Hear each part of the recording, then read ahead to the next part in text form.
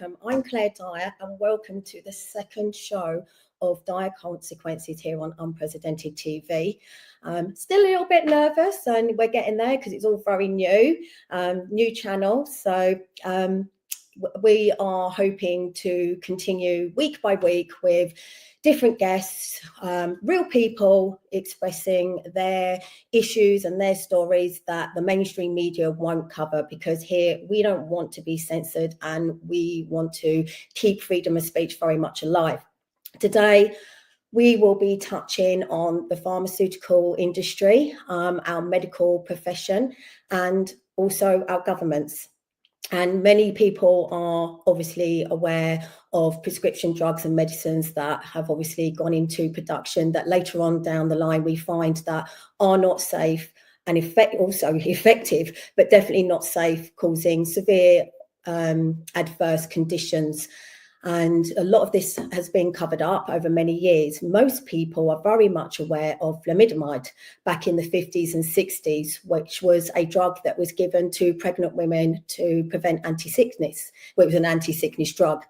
And what transpired was children were born with missing limbs. It took years of people fighting for justice to be heard before the governments and the FDA, MHRA finally accepted that this drug clearly wasn't safe. The promises were made that tighter restrictions on safety control would obviously be made regards to future drugs, but it seems that this is not the case, because only a few short years later, in 1972, a drug called Epilem for epilepsy, to essentially control epilepsy, was licensed in the UK. What then happened was that many of these women who trusted their doctors and believed this medication to be safe was in fact actually causing absolutely horrendous severe side effects to their unborn children, from neurological conditions to physical disabilities like autism, hydrocephalus, and some have even died, some didn't even make it till term. And there are many women in the UK, many families that have spent years trying to get their voices heard, trying to fight for justice, to say that this drug is not safe. Now it seems that their voices have been heard, although they are still fighting individually for this justice. But I would also question, why are the mainstream media now and our governments all of a sudden happy to accept this and make it known? Because there seems to be a pattern that when a drug like this comes out, it takes years and years. And across the UK, thousands of children have been affected quite severely due to Epilem, also known as sodium valproate. And today we have two mothers on, Deborah Mann and Karen Buck, who are here to tell their stories, who have been fighting for justice with a campaign called Road to Justice. Hi, how are you? That was very long. Hi. No, hi Deborah, how Karen? We got there in the end. We did. Yeah. So really, I just want you, shall we start with Karen? Just to tell us, what happened when you were first aware that something was wrong and that it was down to this epilepsy drug, Epilem. Well, obviously, as people know, that I do have 4 children. The first 2 children I had, obviously I was on 800 milligram with my first child. And then I was on 1,000 milligram with my second child. So my first child is Josephine. My second child is John. I didn't know nothing. To me, they look perfectly normal children. I didn't go, back and forward to the antenatal. Back in them days, you would go, get checked, and then you go about your business through your pregnancy and everything. It was undetected, nothing said. You just go and, like I said, about your business. It wasn't until I was pregnant with my third child. And before I go into my third child, when you're on epinephrine, and I wasn't diagnosed until I was 12 years old with epilepsy due to trauma. Now, when I was put on this drug, it actually stopped me from having my cycle or periods. So when I fell pregnant, I didn't know I was pregnant until the later on in stages, probably about 3 months pregnant. So, so during the pregnancies, you had no idea, so you never thought to even question this drug because your doctors were quite happy for you to be on it. Yeah, because obviously I didn't know I was pregnant to start off with. And it wasn't until like I could feel the baby inside me that I knew that I was pregnant. So, you know, I knew that there was something going on because obviously at round about 3 months pregnant, then that's when you're feeling movement, you see. So, but with my third child, I was being really violently sick. And to start off with, I had really bad cramp. So cramp beyond belief.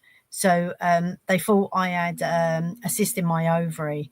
So I was going to have it removed. So I was going to have the whole ovary removed because they didn't know whether it was a tumor or, you know, something in there that they needed to remove the whole ovary. But the week before I was due to have that removed, I started being very violently sick. And I mean violently sick. You know, when you be very sick in pregnancy, that it just takes over and you just can't hold anything down. You can't hold fluid down. You can't hold food down. You're just being really violently sick. And to the point that I actually had a seizure. I had one seizure. Due to the violentness of the sickness. So my GP referred me to King's College Hospital, where they took it upon themselves to increase my medication.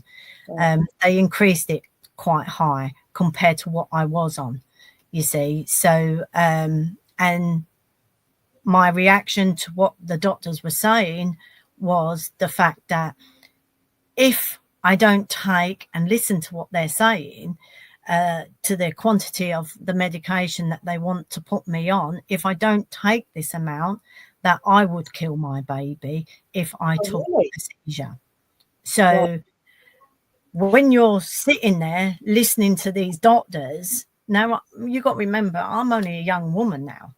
I'm a young woman bringing up my children. Now, I've seen my two first children. They look perfectly normal to me because I wasn't known that these had this condition. How old were your first two children at this stage?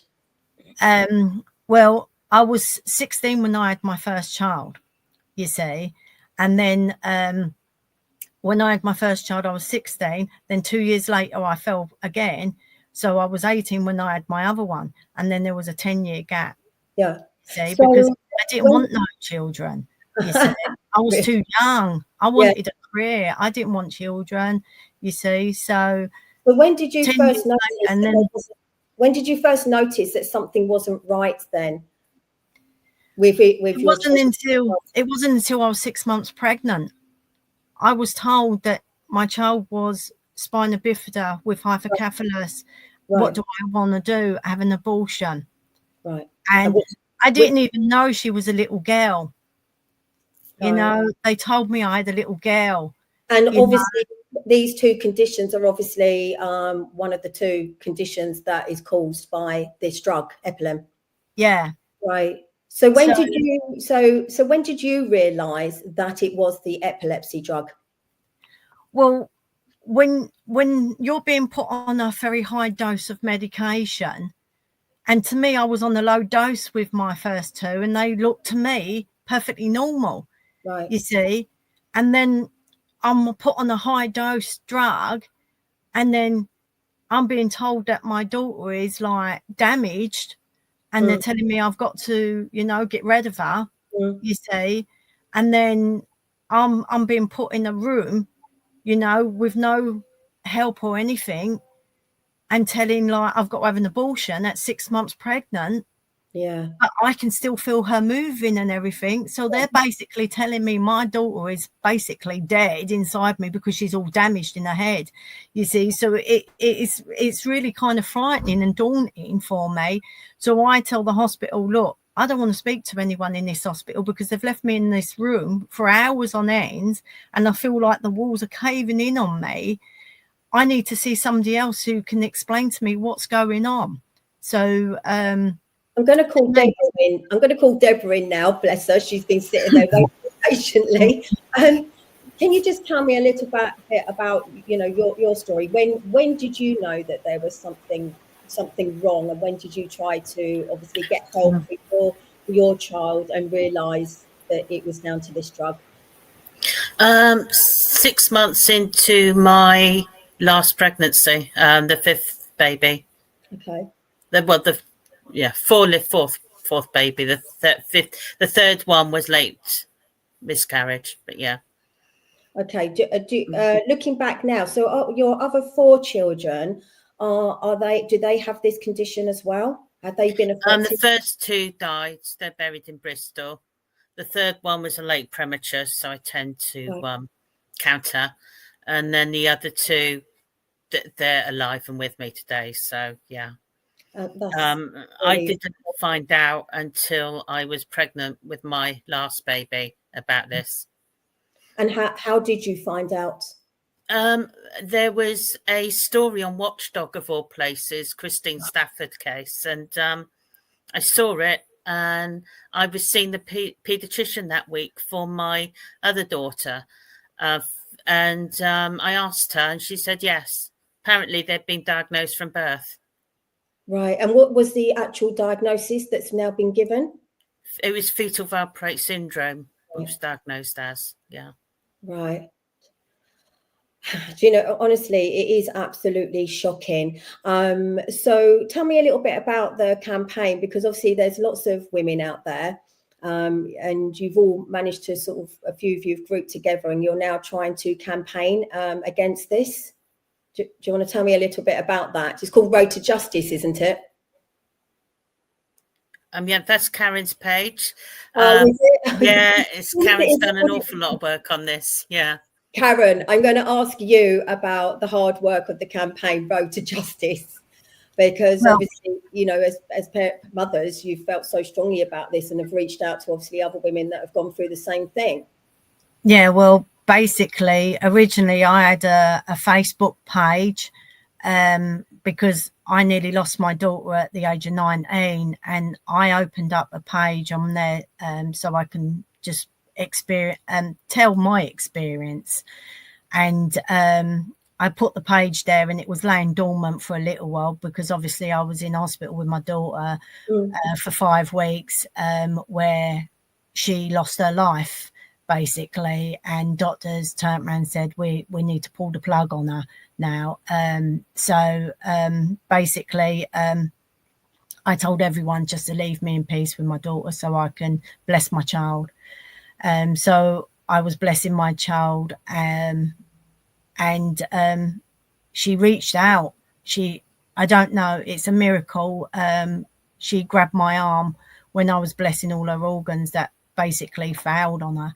And doctors don't know, and they've asked me, what did I do? And I said, I haven't done nothing. She's just come back. So it was then that I opened up my page again and started telling my experience, and then mothers started reaching out to me, and I then done all my safeguarding and my counselling and got like the legal stuff put in place so that I can be professionally trained there to actually be people's voice, you know, that they could come to me, and that I was able to have that experience so that people could tell me their story, and that I swore that I would never ever step down or just sit back because of how disabled and paralysed my little girl was, that I would carry on fighting for justice for my daughter and for the rest of the families. So we stood up, and just families just kept coming. They just kept coming and coming. And Sarah, I met Sarah because another group pointed Sarah towards my way, and then she joined forces with me, and then we just started getting the families, and we've become a force. We've become a big force. We're just seeing the picture of the newspaper story. What exactly was that about? Did you approach the newspapers, or did they actually come to you? The lady, that was just after the courts, because I went to the court after I did go to a different solicitor, and the solicitor turned and said to me I didn't have a case because the hospital was acting in my best interest by, giving me a high dose drug. They were looking after my best interests, and they felt that if they didn't give me this drug, I could have had a seizure. And so when was this newspaper article actually done? This was back after the courts in about 15 years ago, when 3 weeks before the court date, legal aid got pulled away from us. Right. So I'm going to say to both of you, they've clearly known about this for 15 years, and it has been recognised. But in the 15 years since, what support have you actually had, from the government, the NHS, and also fighting to even get compensation? Nothing. None. Nothing. We've been in Parliament. We've been around big board committee meetings. That picture you see there, we was in Parliament in November. Last year? No, actual fact, no, that was recent. That one, sorry. That was in February. Right. So, the 13th of February, I do believe.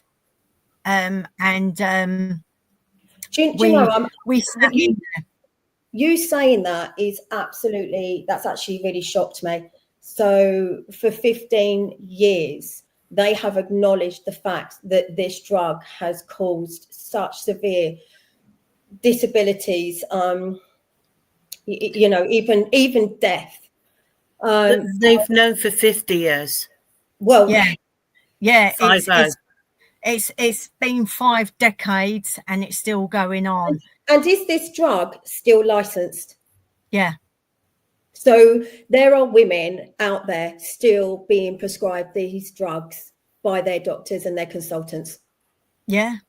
Wow, that is like my daughter is the world's worst affected. She's paralyzed, she's brain damaged, she's bedbound. I've just recently I use gloves and certain things because I have to catheterize her every 3 hours. I have to clear her bowels out manually.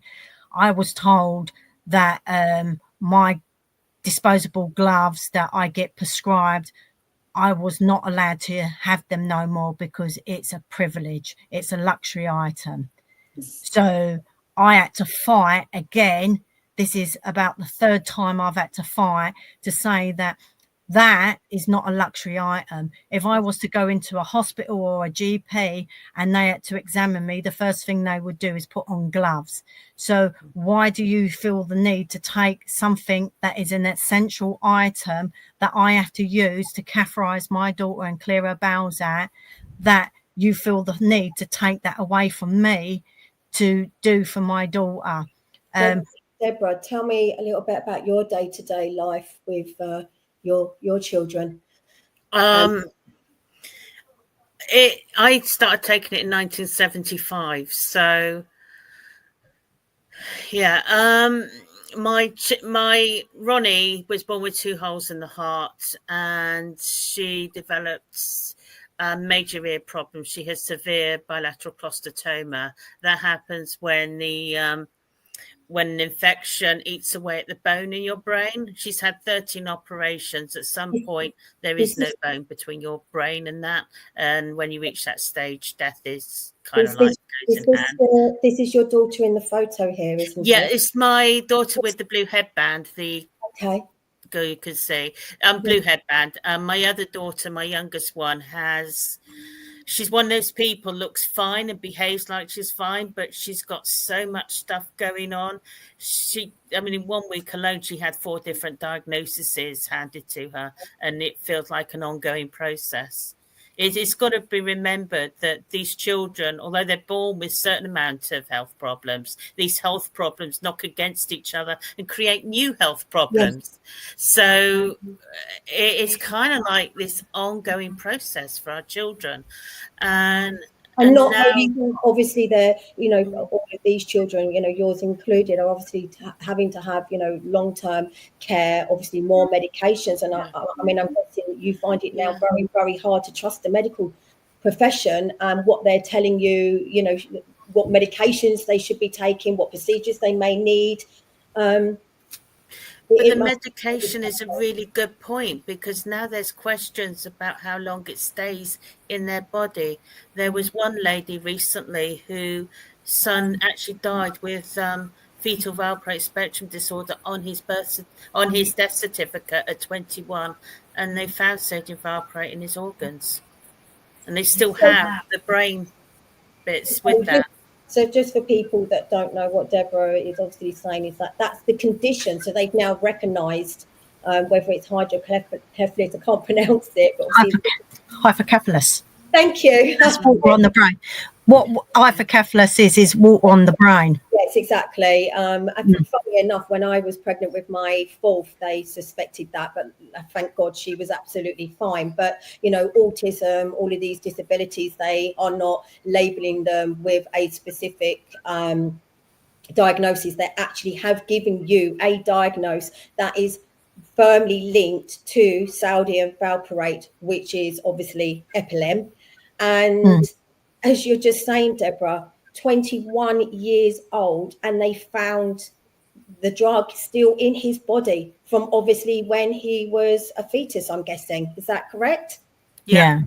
Wow.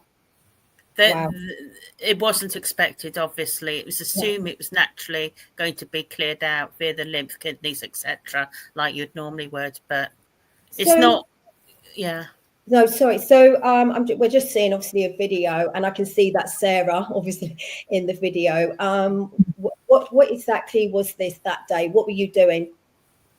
We did a demo, and we handed a petition with over 1,000 signatures, and we also took mothers' letters, which was over about 45. Sorry, I do apologise.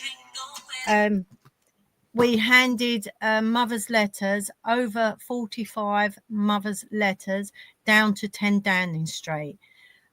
We took them in, and we went into 10 Downing Street, knocked on the door, took pictures, handed them in. I had them all professionally done with a binded folder with Road to Justice on. We handed out a load of leaflets that day. We did a small demo for mothers that came down and their children to do that demo, so people can see what we was doing, what we was saying. We had a nice banner done as well, and we handed that in, but we did not get recognised. When was this? When this was in the year 2024. Right. And this was in November time. You saying this, I find, so I'm listening to just your 2 stories and obviously seeing the pictures of your children and other children, and you can't help but obviously feel affected by it and distressed. And I just can't even imagine that all of these letters from mothers have gone to Downing Street and it's essentially almost been ignored. It was ignored because they didn't, because you're supposed to allow 21 days before you get an answer of even just recognizing that they've received it, which we know they received it because the guy opened the door and took them in, but they didn't even give us an answer to, yes, thank you, we've received your petition, we've received your letters, this is what we're going to do. They didn't even acknowledge it. So it wasn't until when the first picture you brought up with us all standing there with our MPs and everything with the debate, my MP actually turned around and said that we need you to do something and acknowledge that this petition and these letters. Who's your MP? My MP is standing just behind me, just here. And who is it? Sorry, Bob Blackman. Right. So yeah, he. I was just going to say, what stage are you currently at now with this campaign and, you know, this fight for justice for you, for both of you and all the other families in the UK? Well, we do know that there's going to be an announcement in September. So we do believe that there may be an announcement about the dosage of medication. I'm waiting for clarification of that from my MP. But that's going to be around September time, and that's about the high dosage, whether they're going to withdraw the high dosage amount. So I'm waiting on clarification of that just to confirm. So we are running out of time, but first of all, I'm going to ask you, who is this in the next picture? It's my children. It's both your children. They look so happy, bless them. Oh, they're gorgeous. They really are. They are lovely. What I was going to say was, why do you think it has, I'm going to say has taken this long, but obviously we're not at the end yet, because you're just saying that they're talking about the dosage. Really, this drug should have been removed from being prescribed to anyone years ago. But why do you think that this has essentially been covered up? I've been looking at the research, and they've made continual. The drug company tried to keep bumping up. They started to just prescribe giving out 200 milligram medication. Over time, they bumped up and created the 500. But initially, the doses given were not as high as the doses. I mean, Karen was on 3,400. I was on 5,000. But then it sort of, then the regulatory agencies kind of took over, and the pharmaceutical company was sort of running kind of an awareness campaign about it behind the thing, and then the regulatory agency didn't pull them up on it. Then the information got out there for prescribers to where it's being promoted to utilize it, and there's really, really confusing setups. So it actually looks like it was an issue through the whole chain of medication between pharmaceutical to us. And it's not just an issue of sodium valproate, it's an issue of all medicines. So what message are you sending to Parliament? We want to be identified as people who have been given high dosages of sodium valproate above the dosages recommended, and we're not even identified as our children being harmed due to such high doses of medication. Everybody assumes that this drug was given out safely to everybody, given what was expected safely. The drug company never wanted it to be given more than 2,600 at any point. So we need to have this ourselves recognised as being harmed in a different way to other mothers, other children affected by sodium valproate. I just honestly can't even believe that they actually recognised this 15 years ago and accepted it, and the drug has not been pulled from circulation. But it's been out for 50 years, and when they bought it out, there were concerns about thalidomide and teratogenicity, and they still brought it out. And they knew it was teratogenic when they bought it out. That means it makes birth defects. So moving forward, obviously, you're going to continue to fight for justice for yourselves and all families. obviously, you know, there's going to be families out there that feel very much alone and not supported and maybe still not aware, so that they can obviously reach you on your Facebook page and your website as well, because you've got a website. I have, yeah. And that's all we've got time for. And I literally could talk to you two because for much longer, because I know there is just so much more. You know, the battle, the fight, you know, it shouldn't be this hard. And, you know, you've still got a long way to go with this. We will be, can you also tell me the website address as well? I mean, it will get put in the comments section, but can you just tell me what the website is?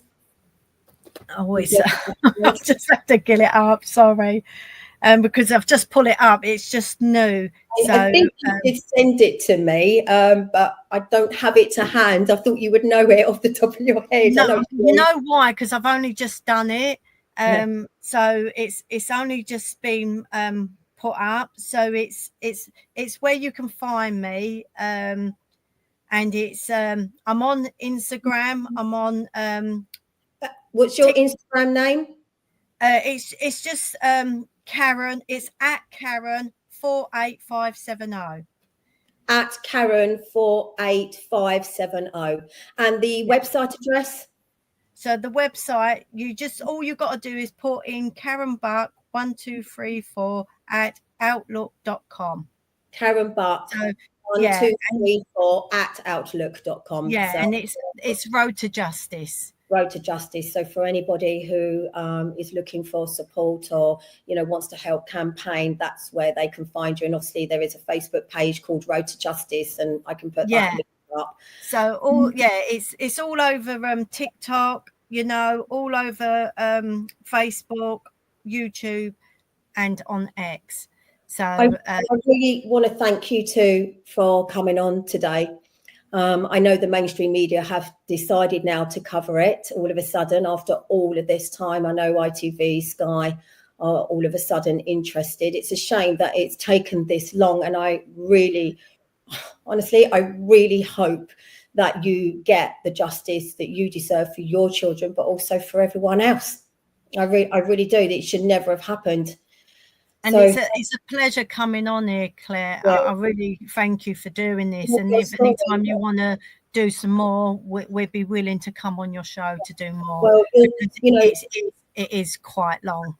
Your voices need to be heard, and you know, and the fight obviously needs to continue, because it's just carrying on, isn't it? They're not learning. Definitely.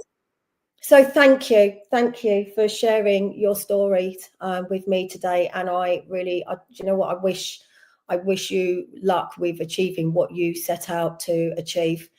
And if there's any justice, then that's exactly what should happen, isn't it? So, well, so what we've heard today is actually very sad, very devastating. And it seems very clear to me that history continues to repeat itself, and the past is not the past, it's still the present. This has been going on for decades, and it's not just this drug, it's many drugs that have already been recalled or taken, you know, essentially off the shelf and no longer being prescribed. But why should it take years? Why should it take years of cover up, of these people being censored and silenced, to effectively try and get justice? It's shocking. You know, in some ways there are no words. What I would say, and obviously this is my opinion, history is repeating itself. Whilst these women have been fighting for their children and their families, and for the thousands of children in this country that have been affected just by this one drug, there are many others. And just in the last 4.5 years, we had a drug, an injection, the COVID vaccine, go out and was given from naught to the elderly with no long-term data. And yet again, the same thing is happening. People who have died, who have had extreme severe side effects, heart attacks, blood clots, their lives never to be the same again. are being silenced, they're being censored for speaking out.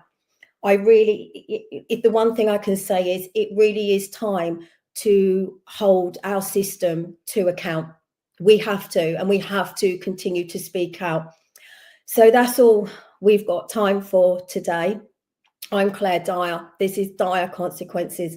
I will continue for as long as I can to bring a voice to those people that they want to silence and they want to censor, because we need to hold the system to account, whatever it is. We need to speak up. So my message is always stand strong, keep the faith, and just keep going. Don't be afraid. Thank you for watching. This is unprecedented.tv.